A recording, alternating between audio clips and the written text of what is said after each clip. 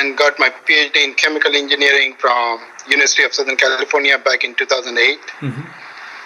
And after that, I did I think about 4 to 5 years of postdoc in Colorado School of Mines and CU Boulder, and then moved to Saudi Arabia, where I worked for 4 years as a scientist. Then moved back to India, started a business, and then it was going well. So I basically again moved back to US. Now I'm working as a scientist at a company called Fraunhofer. And from next week, I'm going to quit Fraunhofer and join as a research professor at UConn. Okay. Which department? Chemical engineering. Okay, and let me ask you, can you tell me about what are your looking at your questions? It seems to me that you're still struggling with what you want to do, right? If I have to say. Yeah. Okay. Yeah. I mean, you have to tell me whether I'm guessing right or wrong, so that I can give you some genuine advice here. No, you're right. What I want to do basically is move out of academia, like research lab, and move into industry. Yeah. Which is one thing I'm finding it very difficult. I had interviews at a bunch of companies, but nothing materialized. Do you have a visa or you have a green card? No, I have visa. Okay. But I have a lawyer. I mean, I have a guaranteed EB1 sort of green card process going on. So I don't know how long it's going to take, but I should get it in a year or so. But right now you don't have? I don't. Okay. And just one thing. Okay. And okay. So I'm gonna answer some of your questions, and I'm gonna give you some of my advice. Not thinking about COVID crisis at all, and then I'm gonna put COVID crisis on top of it, and then I can give you some more on that. Okay. Okay, no problem. Okay. Yeah. So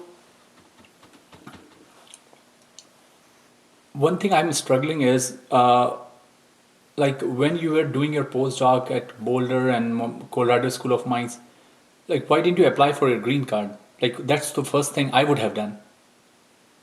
Yeah, so there are a bunch of things. The first thing I always wanted to do was go back to India and start my own business. But then you came back. Yeah, so it's a long story. Okay. So I started my process. After 3 years, I was I want to stay back in US or away from India. So what I did, I started my process. The reason why I'm telling you is, for a person like you, and you are of my age actually, and a person like a person who had graduated from master's degree, and some of my friends have had the same problem and they went back. The only way I was able to survive here is because I got my green card on time. Okay. And the reason why I tell you that it is important is because if I'm looking for jobs which is suited for my profile, because I'm not a master's student, I can't do everything, right? And I don't want to do everything also. And the same thing goes for you. You had a certain level of expertise. You are a specialist. Yeah. Those jobs demand the green card. Okay. So, as of now, again, because of COVID crisis, things are different. But as of now, if you're applying for a engineering job or anything, it would be difficult for you anyway. Because nobody is going to hire you at an entry level position or at any position because of the visa reasons also. So my feeling is, I think first thing first you should do right now is get the green card as soon as possible if you want to stay in this country and work. Okay. Because that's going to make your life way easier, because you already have a skill set, you already have a background. It's just like the work you have done or the specialization you have. The companies especially if you are not a IT company, nobody gives a damn actually. Yeah. And I mean, I'm telling you, I won't be able to work at Rolls-Royce. That was my first job out of a postdoc if I didn't had a green card. Okay. They didn't. They told me straightforward, we want a green card, and then you can come. Okay. You understand my point? So if I Yeah, would I have got that. said, Yeah. if I would have said no, I don't want to. I didn't had a green card at that time. I didn't. I could not have that job. Okay. And after that, it built up on top of that. So after that, it was finding a right job, but it was not a problem that am not eligible. As far as I'm working Uh, hard, as far as my CV is on top of everything, things are fine. okay. But the barrier is not the. I don't think in your case the barrier is what you can do. I think the barrier is you are not even allowed to go open the door. That's what I'm finding it very hard. No, that's the reason. That's the straightforward reason because I'm saying that I'm not going to add COVID crisis because I'm pretty sure you must be applying jobs long before this crisis last year or even that, right? So, Yeah. and trust me, last year the market was awesome. Everybody was getting a job. But and you have to understand, but it didn't mean that even they are allowing you to come in and open the door. Yeah. So if I was you,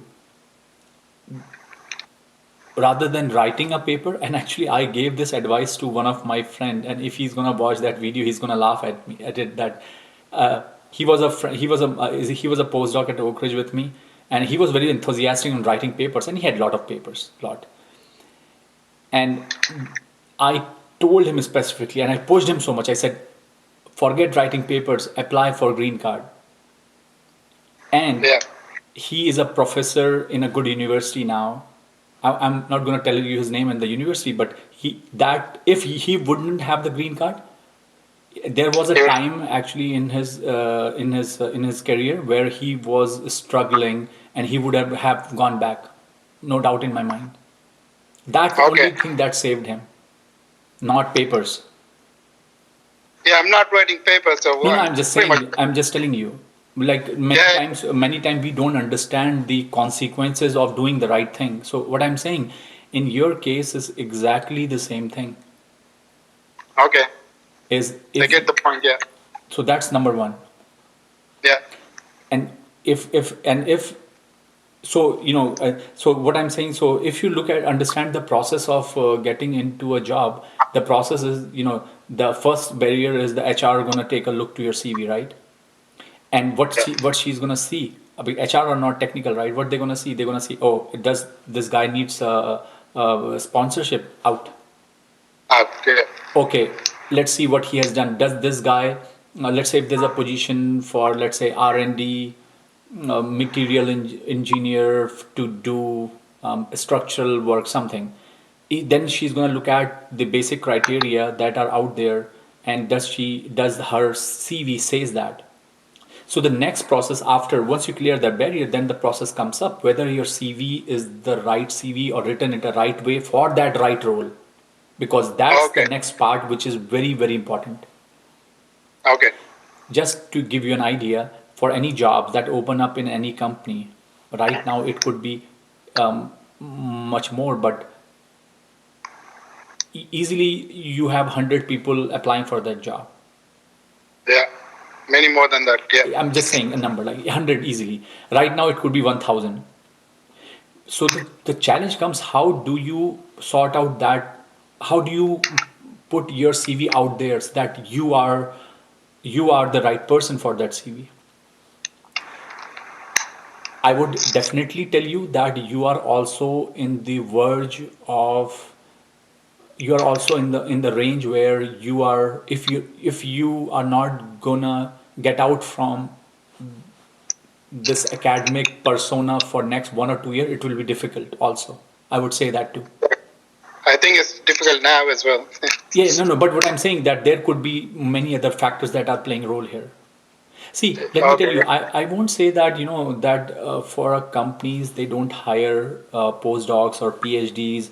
It depends on what level you are getting in. So let's say if I have a PhD and 1 or 2 year, 2 or 3 year of a postdoc, I can still say that I can apply for an entry level position, because entry level positions are the jobs where there are maximum number of openings anywhere, and Yeah. those are the jobs which are get hired at from university. But at higher level, most of the openings are lateral.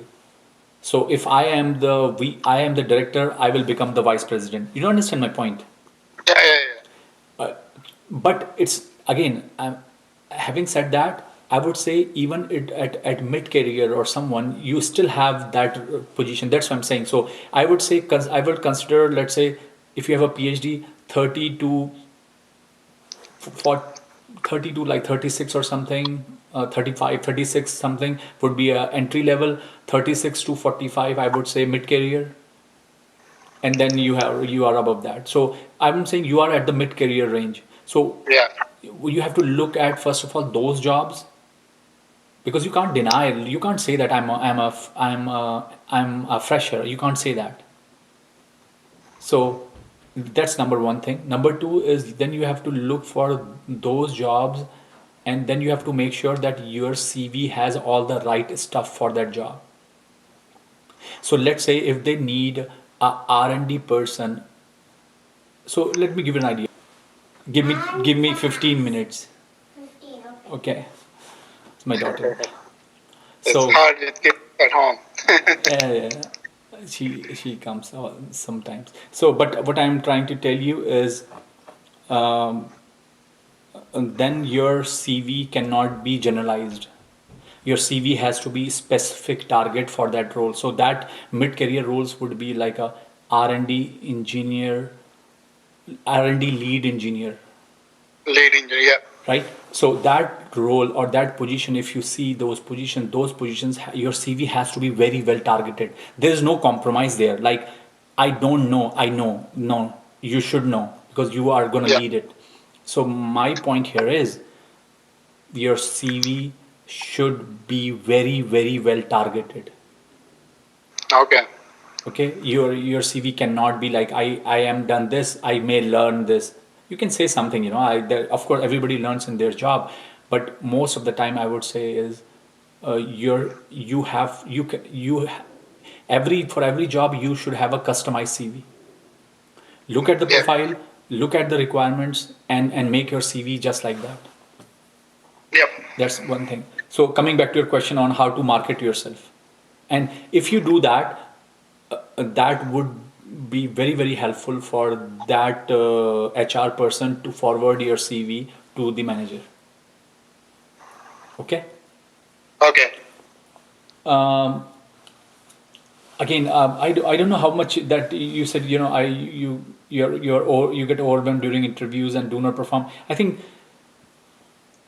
in my opinion, this notion just comes because probably you faced a lot of rejections, nothing else. Yes, I think that's one of the reasons. Yeah. That is the only reason, trust me. And Yeah. so the question here is why that happening. So that reason that is happening because you are applying at every Tom and Dick and Harry job. Yeah. Now I'm doing that. Yeah. Exactly. I can tell you. See, let me tell you. I'm not saying that don't do that, but it doesn't work. Let me tell you, it doesn't work actually. Because if let's say you can say, oh, I can try doing that. Are you saying that you are the only one who is doing it? No. Right?